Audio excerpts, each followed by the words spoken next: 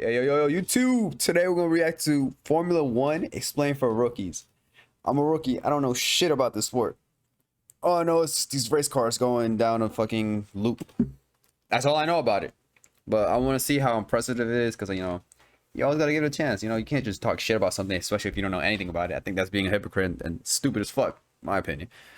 But hey, I'm willing to learn new things and have a good perspective on it, or a bad one if I hate it. Let's get right into it. What will happen over the course of the next 66 laps?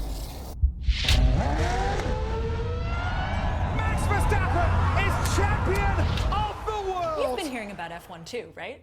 Cool, let's talk about it. Formula One racing into Miami for the first time. Hottest ticket in town. Hooked on Drive to Survive. Drive to Survive. Drive to Survive. This is a car race at over 200 miles an hour.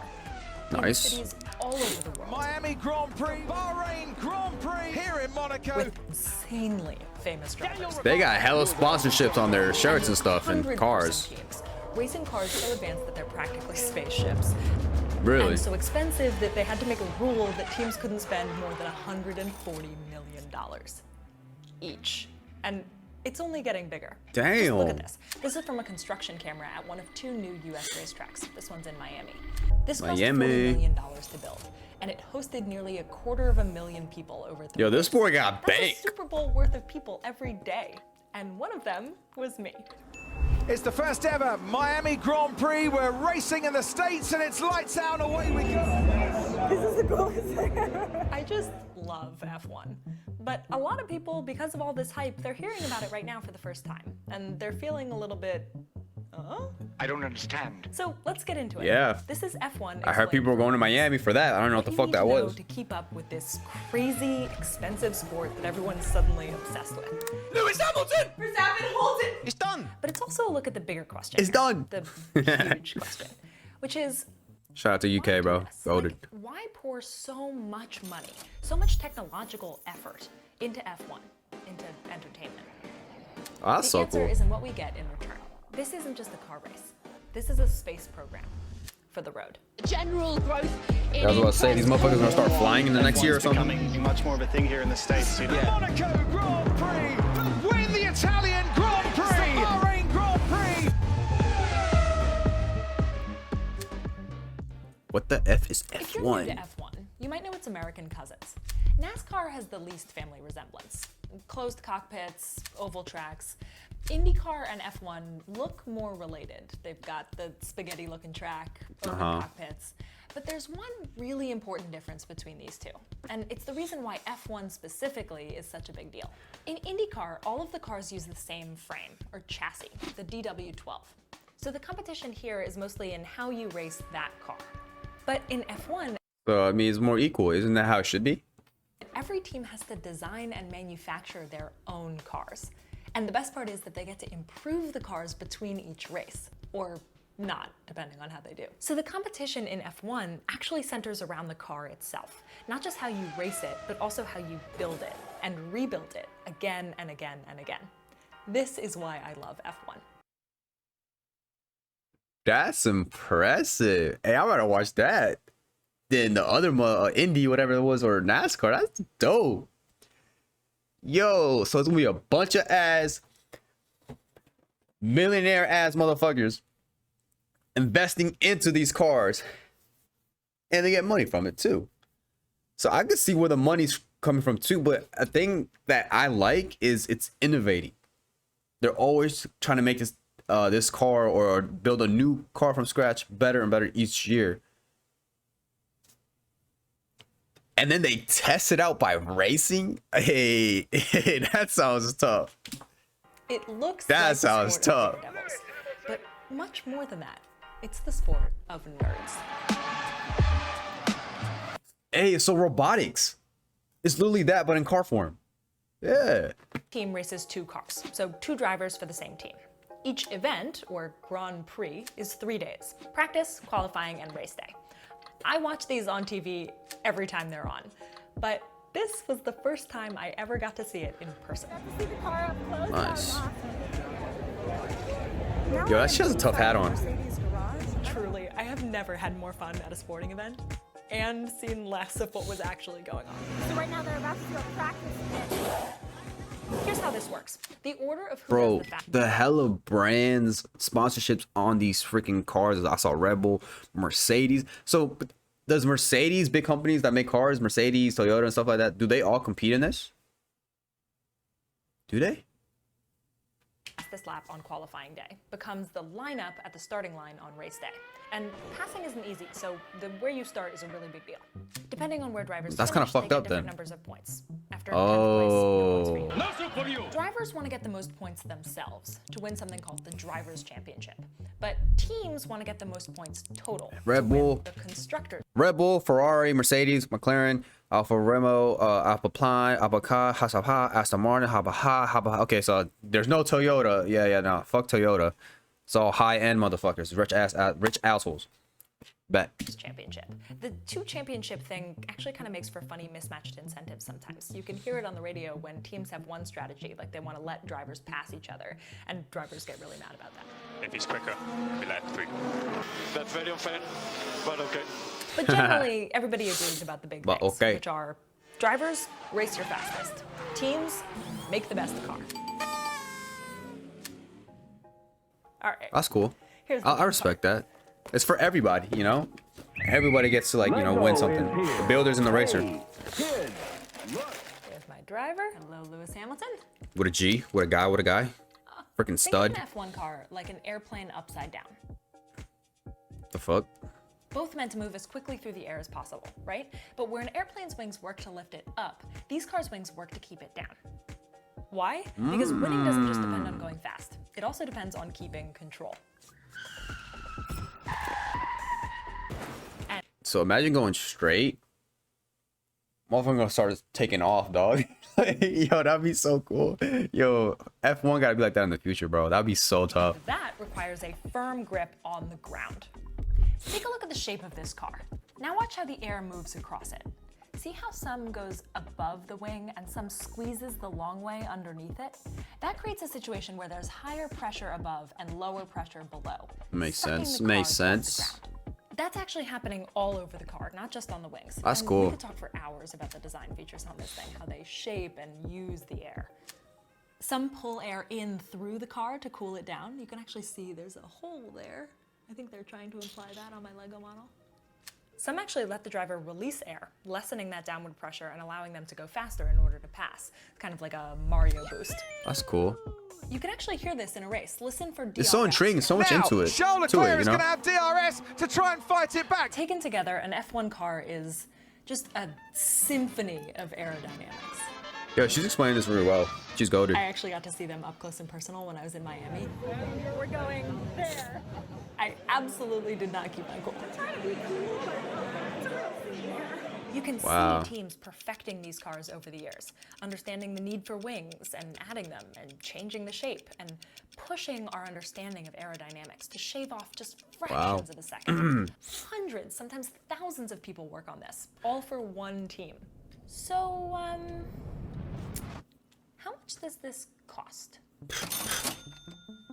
I don't even want to know, to be honest. F1 teams don't really want to share the details here, so there's a lot of speculation. But they're also companies, and some of them have to file their financials somewhere. So with a little bit of research Get shit into on. various European countries' reporting requirements, hold on. Dun, dun, dun, dun. Here they are. Annual reports for every F1 team I could find, which is actually 8 out of 10, so I'm feeling pretty good about it. It's pretty good. As a fan, this is kind of cool. Like, look, this is Toto Wolff's signature. What I learned from all this is that running an F1 team costs anywhere from $95 million to $425 million. Ooh, that's a lot of money. But the year after these were filed, F1 instituted a new rule saying all teams were only allowed to spend $140 million. So these reports are going to look a lot different for this next coming year. Oh, good. That's a big difference, Still a though. lot. No matter what, F1 teams spend a ton of money. So you think now that it's less, you can be more innovating with what you got and make it work, which can lead to more new inventions and experiments that can, like, you know, enhance these cars without spending too much money or buying expensive stuff. I think that's what's going to come out of this. It's 140 million now. So I think it's a good thing that they did that. So What do they So it's not just about rich assholes. Hey, yeah, you know, I got this, I got that. What you need? Yeah, yeah. Oh, yeah, we definitely winning this shit. Is that why they did it? Or no? Let me know. Let me know. they make? These reports show that F1 teams make approximately nothing. They run surprisingly close to break even. Red Bull, for example, made 230 million in revenue, and then add these two up, 229 million in costs. And they ended up with approximately 1.2 million in profit. This is in pounds, actually, so that's $1.5 million. These aren't the wildly profitable enterprises I was imagining. So why do they do it? Because they invest. It's kind of like an even off trade. It's kind of even. You know, they could keep spending all this money, but they could somewhat get it back, most of it back, and then keep redoing it. And it's like you're not wasting money at all, to be honest. Well, take a look at this. This is the Ferrari annual report. Our brand image depends in part on the success of our Formula One racing team. The racing team is a key component of our marketing strategy. It's advertising. Advertising. Okay. It's great. They use F1 to sell other stuff, whether that's luxury sports cars or Oh, okay. a sports drink. Red Bull gives you wings. I mean, as Makes sense, yeah, that's why it's all the F1 is sponsorships and stuff. incredible. But a lot of people do feel that it's somewhat wasteful. How much does a Formula One car cost? 400 million. Was it worth all that money? This is bigger than F1. It's kind of crazy to think about how much work we as a species put into entertaining ourselves. But I think what makes F1 feel particularly acute for some people is the technology element here. All of this engineering work and all of this energy being spent on 20 fossil fuel reliant cars makes people wonder sometimes if that energy might be better spent elsewhere. True. But I also did hear from somewhere that Teslas, their batteries are way worse than cars who run on gas, because the batteries that they have to go get this natural fossil fuel somewhere. I don't know what the hell it's called. Lithium, starts with an L. I don't know. And that's way worse for the environment. I don't know. I'm not too sure. But either way, they're both fucked. Like literally anywhere else. But F1 is more than just entertainment. It's better thought of actually as one giant experiment. F1 pushes. Yeah, see, that's what I was thinking of. What do you need to create? That's what they don't care about if they this profit from level just to keep control at these speeds. the racing, to you keep know. the driver safe in these conditions. Damn. The idea is that the technology that they build ends up trickling down to all of us non. I'm pretty sure there's been deaths, right? My question Is it a lot or no? Is this actually true, or does it just sound good? I wanted to find specific car parts that were developed for F1 and then ended up in my car. But the more research I did, the more complicated it got. People often talk about paddle shifters, for example, but those were actually developed decades before F1. F1 teams just made them better. Same for active suspension, anti-lock brakes, traction control. What I found was that F1 was less trickle down and more flywheel.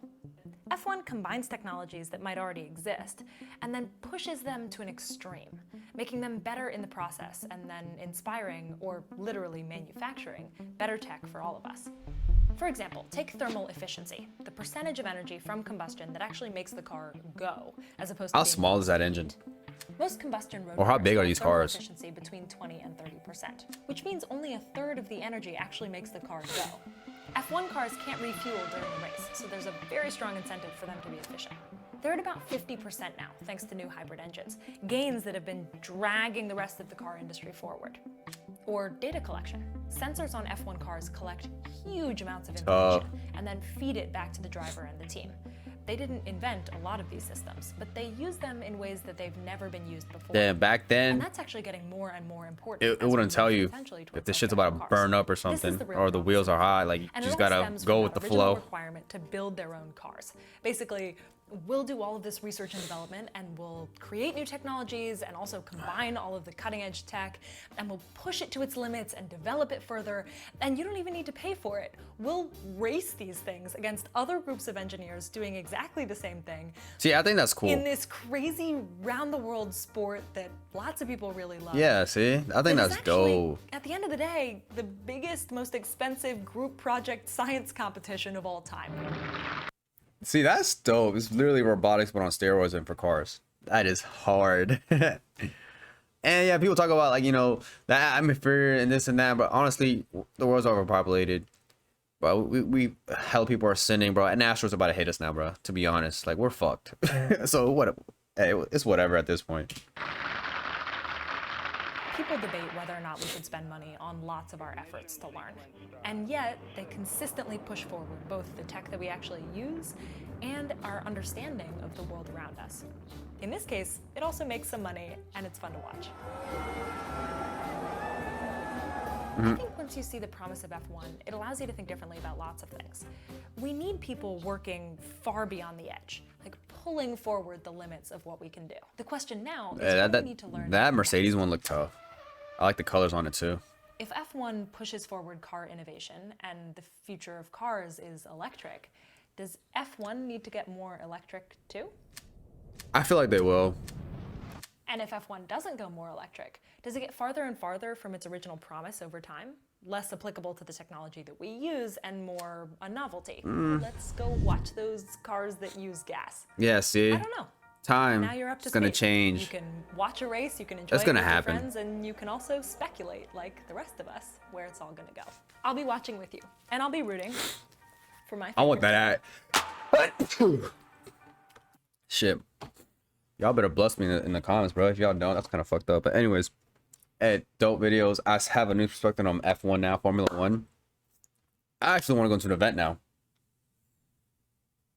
But what happens? I never understood like marathons or racing events where like you buy this one section and then you just wait and then you see the car pass out. You're like, yeah, and then what? You just watch the screen. How does that work? I don't know. That seems kind of lame to me, but I guess there's activities and stuff. I don't know. Let me know, but hey, dope video. Peace. Thank you guys so much for watching. Since you made it all the way to the end, you know, might as well hit that like and sub button. And if you guys want to see me do live reactions, make sure to follow me on Twitch. Like always, I see you guys in the next one. Peace.